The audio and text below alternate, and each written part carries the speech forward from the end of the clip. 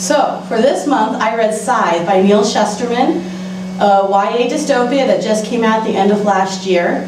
And the question is asked, what would you do if you lived in a perfect society? So, in this world, everything has been cured. There's no more diseases, not even the common cold, and in fact, you can live forever.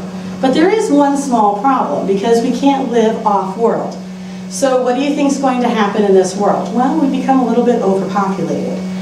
And the other really cool thing is that the internet, now known as the thunderhead in this world, has become self-aware. And it has done away with the need for there to be any politics or any need for us to worry about anything. It actually is very loving. It wants to take care of us like we're its little babies. The problem is, though, is we're overpopulated. And there is a need for a sect of people called Scythes to rise up and to take care of it by getting rid of the surplus. Yes, yes, that means killing off those of us who are no longer needed. And what defines what's no longer needed? This select group. In steps the two teams that are going to be the center of this attention. Okay, so we have here Rowan and Citra, and they're both very moral people, but they get caught up in groups who have a different way of looking at it. So, what is this society like? That's the big thing about dystopias. It's a very, very bad world. So if you've been reading along with us, you've kind of come to realize that, and every single one is different.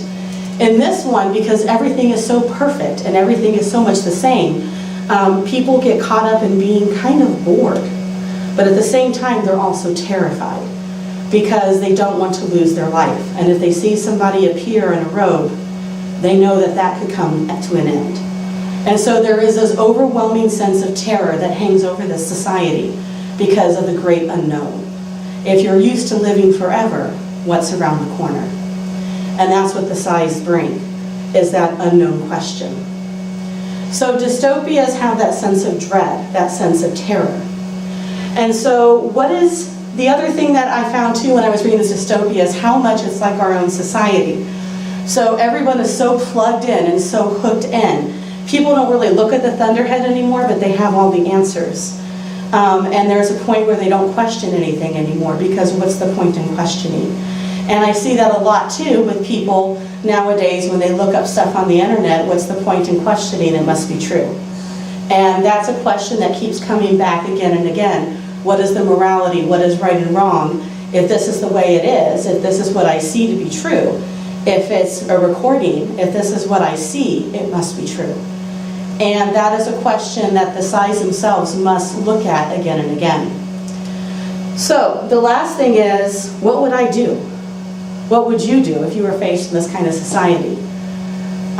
That's kind of difficult to answer, isn't it? It's hard to understand what would I do if I could live forever. Sounds awesome, right?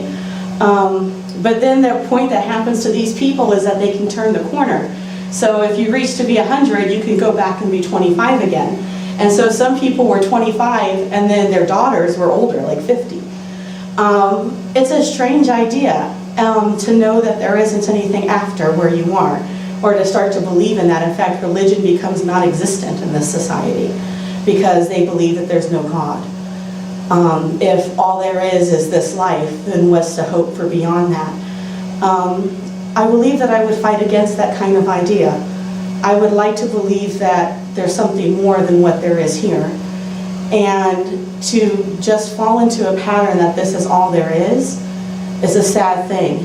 And I don't want to give the control of who I am into a select few, which is what happens in this book, and what happens so often in any kind of dystopia. So I urge you to fight against that feeling. If you ever feel like the society you live in is giving it only to a few, remember that you have the power of choice. Until then, keep reading.